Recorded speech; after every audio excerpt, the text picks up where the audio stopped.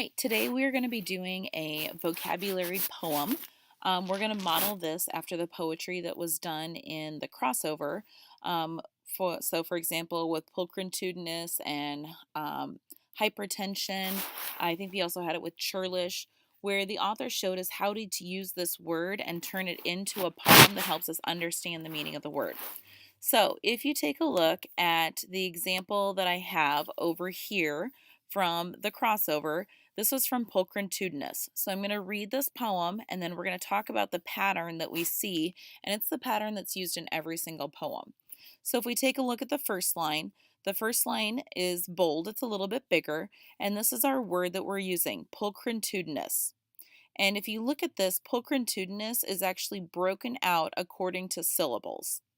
The next line, line 2, is what's called the phonetic spelling of the word. This is not how it's actually spelled. This is if you were trying to figure out how do I say the word, it's breaking it out for you how you would say it. Pulchritudinous. And then the second part of that line is it tells us what the part of speech is. So it tells us right here that the part of speech is an adjective. The next two lines of the poem are always the definition. And notice this is not a dictionary definition. This is a definition that's written in a way that we're going to understand it. Then we have three examples. Example 1, example 2, and example 3. Each of these examples are different verses, and what each of these verses do is it breaks down for us and gives us an example of something to help us understand how the word is being used. So the word is used in that example and it helps us understand what the word means. So what I'm going to do now is I'm going to actually model for you what it might look like if you were to write a poem. Now, when you actually write your vocab poem, you're going to be able to use any of the words from either the crossover or A Tale Dark and Grim. So any of the words over on our vocabulary doors. You can use any words from there. You are not allowed to use one of the words that's already written as a poem in the crossover and just copy it. Okay? So I'm going to model for you what this would look like. So I'm going to come over here. I'm going to make my screen a little bit bigger. And I'm going to have my sample poem posted on Google Classroom along with this video so that you'll be able to see it. All right, so the word that I'm going to use is the word accumulate. Okay, now I'm just going to put that there as a little reminder. What I'm going to do now is I'm going to go in, I'm going to make my text just a little bit bigger so we can see this. Okay, nope, that didn't work out like I wanted it to. All right, so I'm going to use the word accumulate. So the first thing that I'm going to do is I'm going to come over to good old Google and I'm going to write accumulate definition. Okay, now what's super handy about this is accumulate. It's going to show me right here on Handy Dandy Google how to break this down by syllables. So what I'm going to do now is I'm going to come back to my Google Drive and I'm going to separate these windows out. It's a little bit easier to see. Okay, so I'm going to come back to my Google Drive. Sorry, I hope I'm not making you sick as I do this. And you're writing your poems, so you won't have to worry about this. Now, we don't have just a dot to put down on here, so you can use a hyphen or a dash. It's going to be right next to the 0 on your keyboard. So I have A, C, C, U, well, or you're writing this, so it could just be dots. AC dot CU dot MU dot LATE, accumulate. Now I need the phonetic spelling. So what you're going to do, if you take a look back right here, it's in brackets. So what I'm going to do is I'm going to put a bracket. You are going to draw this as part of your writing, and then I'm going to sneak cheat a little bit and I'm going to copy and paste this. You will just copy it and write it on your paper. And now I need the part of speech, and right under here it tells you the part of speech is a verb. And I'm going to put this in italics. There. All right, now I have my first line, I have my second line. Make this a little bit bigger, just like the actual poem.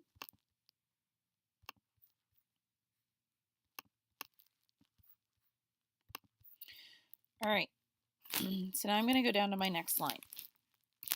Now, as I look at lines 3 and 4, lines 3 and 4 need to be a definition. So here for pulchritudinous, it was having great physical beauty and appeal. As I look at accumulate, I see a couple different definitions. I see gather together or acquire an increasing number or quantity of, gradually gather up or acquire, or gather or build up. So I think I'm gonna put this in my own words. It sounds like accumulate means gather together or get, or I'm going to use acquire a large number of something. Sorry, it's my father-in-law calling. Okay, or gather together or acquire. Remember, acquire means to get a large number of something. And if I look back at the poem, the first line is capitalized, the second line is not, so I'm going to do that. All right, now I need to come up with some examples, as in. And when I put these in, I need to use accumulate in a way that's going to show meaning. As in, I tend to accumulate a lot of books, more than I could ever read.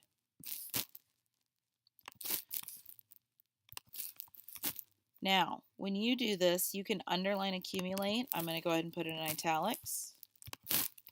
All right. As in, so I'm going to think about something else that could be accumulated. As in, oh,